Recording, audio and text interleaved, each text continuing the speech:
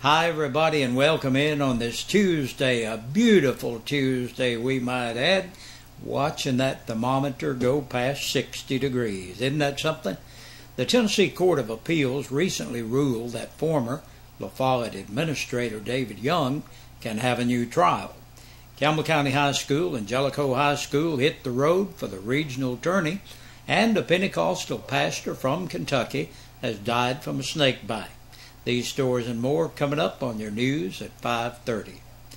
The Tennessee Court of Appeals recently ruled that former La Follette City Administrator David Young can have a new trial. However, the trial's outcome will be decided by a judge and not a jury, as Young and his attorney David Dunaway had hoped. Dunaway has not given up on obtaining what he terms as his client's constitutional right under state law, and that is a trial by jury.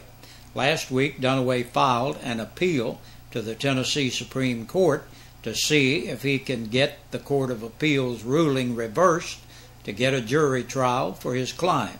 Circuit Court Judge John D. McAfee ruled that Young deserved a jury trial last summer, according to Dunaway. Under the Tennessee Constitution, he is entitled to a jury trial. It is his legal right, Dunaway said in a Monday afternoon interview. According to Dunaway, the issue now at hand is not whether or not the city had the right to fire Young, but whether or not the firing was in retaliation for Young's testimony in a lawsuit against the city that alleged council members had violated the Sunshine Law.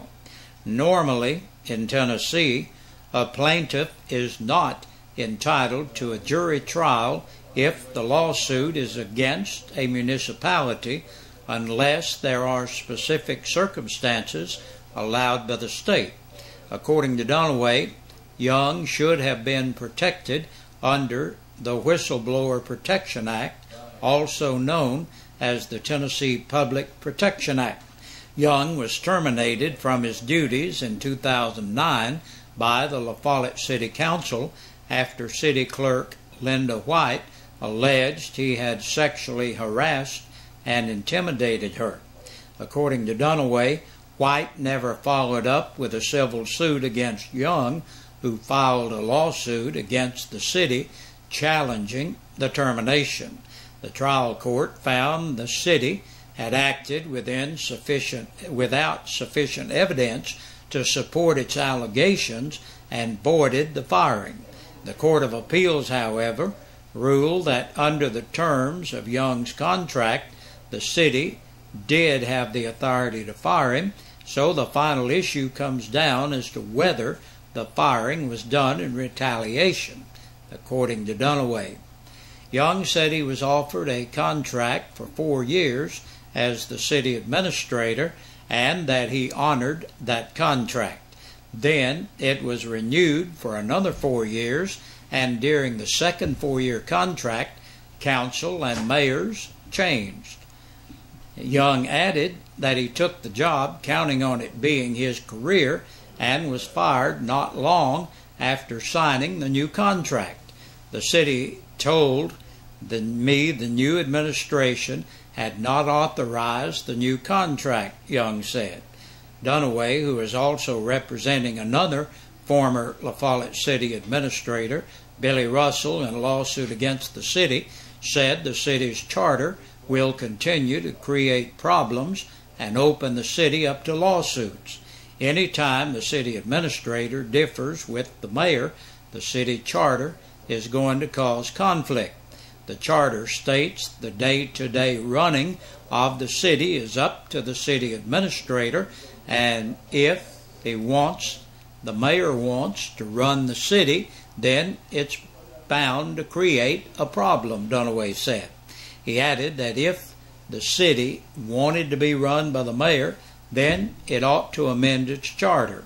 Dunaway said the Tennessee Supreme Court hasn't ruled on all of the pertinent laws yet, which is why he has asked the higher court to review Young's case, along with an unrelated case that has similarities to Young's case. As far as his other client, Billy Russell, Dunaway said she too will get her day in court. La Follette Mayor Mike Stanfield said in his opinion Dunaway was grasping at straws by trying to have the Supreme Court reverse the decision the Court of Appeals recently made. Stanfield also said Young was not fired for whistleblowing. It had nothing to do with whistleblowing. He was fired for sexual harassment, Stanfield said. He went on to add that the city planned to fight the lawsuit until the end. People will sue a municipality quicker than they will an individual, but this administration won't stand for it. That is taxpayers' money. It wasn't quite what Campbell's Lady Cougars and the Jellicoe Blue Devils were hoping for on Monday night.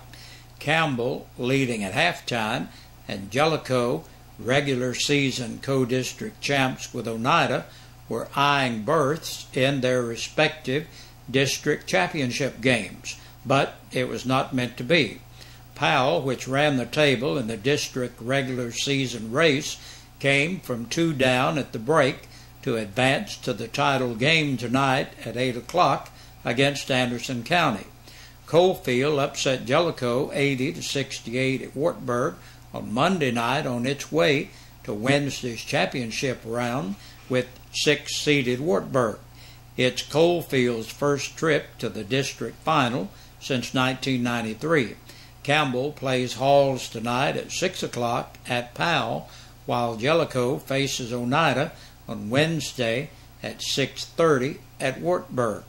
The winners take third place.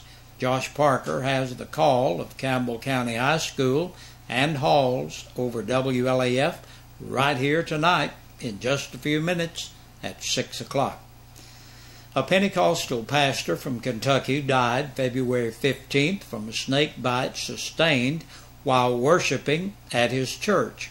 According to law enforcement officers, the Middlesboro Police Chief, Jeff Sharp, said Pastor Jamie Coots died at his home around 10 p.m. on Saturday after a snake allegedly bit his hand at his Middlesboro church, the Full Gospel Tabernacle in Jesus' Name. Coots had apparently left the church and went to his home before emergency personnel arrived around 8:30 p.m. Officials went to Coots' house as well, but the pastor denied medical treatment, and according to Sharp, about an hour later, officials said they returned to his home, but Coots had already died. Coots was a star on the reality TV show Snake Salvation, along with local pastor Andrew Hamblin. Hamblin often called Coots his mentor and counted him as a close friend. Hamblin was also present the night Coots was bitten. According to another preacher at the church, Cody Wynn, who spoke with WBIR-TV, Coots dropped the snakes, but picked them up and continued the service. A short time later, Coots, his son, and Hamblin went to the bathroom. Andrew said he looked at him and said, "Sweet Jesus," and it was over. The emergency personnel left the home shortly after 9 p.m. after Coots refused medical attention. When they returned, around an hour later, Coots had died. Coots had suffered 8 snake bites before, according to family members. He also was not the first to die from a snake bite at his Middlesboro church. In 1995, 28-year-old Melinda Brown of Parrotsville, Tennessee, died after bitten at Coots' church by a 4-foot-long timber rattlesnake. 3 years later, her 34-year-old husband died from a snake bite at an Alabama church, according to records. National Geographic released a statement on Coots' death, saying, "In mourning the loss of Pastor Jamie Coots, in following Pastor Coots for our series Snake Salvation, we were constantly struck by his devout religious convictions despite the health and legal peril he often faced. Those risks were always worth it to him and his congregation as a means to demonstrate their unwavering faith. We were honored to be allowed such unique access to Pastor Jamie and his congregation during the course of our show and give context to his method of worship. Our thoughts are with his family at this difficult time. Hamblin was contacted but declined to make comments at this time regarding the death. And the Indiana Avenue Baptist Church will have its free meal tonight from 6 to 7 p.m.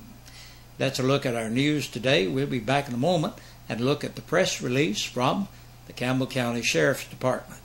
And 9 people were booked into the Campbell County Jail in the past 24 hours. Cody William Downs, 32, of Walden Drive, La Follette, on a capious bench warrant. 41-year-old Leanne Galilino of Bolton Lane, La Follette, for violation of the seatbelt law, driving while revoked, violation of the registration law, and violation of probation. 26-year-old Danny Lee Green of Sugar Hollow Road, La Follette, for public intoxication. Tiffany Nicole Ivy, 34, of Half Moon Lane in Caravel, on a capious bench warrant. 29-year-old Erica Renee Kidd of Cowan Lane, La Follette, on a capious bench warrant. Brandy Lee Parton, 25, of Cumberland Avenue, La Follette, on 2 capious bench warrants. 21-year-old Corbin William Phillips for violation of probation. Ronnie Lee Whittle, 46, of Pinecrest Road, La Follette, on a capious bench warrant. 31-year-old Carlene Woodson of Patty Hill Road in Caravel for aggravated burglary, theft of property under $500, vandalism over $1,000, and second offense of driving on a revoked or suspended license, as well as violation of the registration law, the Tennessee financial law, and the traffic control device. And that's a look at our news for today. Thank you for joining us. Be sure to be back with us tomorrow evening. We'll be here with the midweek edition of the news for you. Hey, Big Josh with you on this Tuesday evening looking at our birthdays and anniversaries. Our Birthday and Anniversary Club is brought to you by your friends here at WLAF and Eastside Pizza and Deli. They're located in the Food Lion Center, and you need to stop by and check out some of that great pizza. Not only that, they have a lot of great food up there. Try it out. Tell them you heard about it right here at WLAF. Travis Robbins turns 31 today. Happy birthday to you, Travis. And Lisa Caudell has a birthday. Happy birthday, Lisa. Christy Rydner celebrates today. Happy birthday to you, Christy. Bruce Evans, 60 years old today. Happy birthday to you, Bruce. And Tasha Marie Bolton is 33 years old today. And Tasha Marie, happy birthday from your daddy. Okay. And Molly Ayers turns 14. And we wish all of you guys, I hope all of you are having just a super day. And yesterday, Tim Madden celebrated and Thurston Boshier celebrated.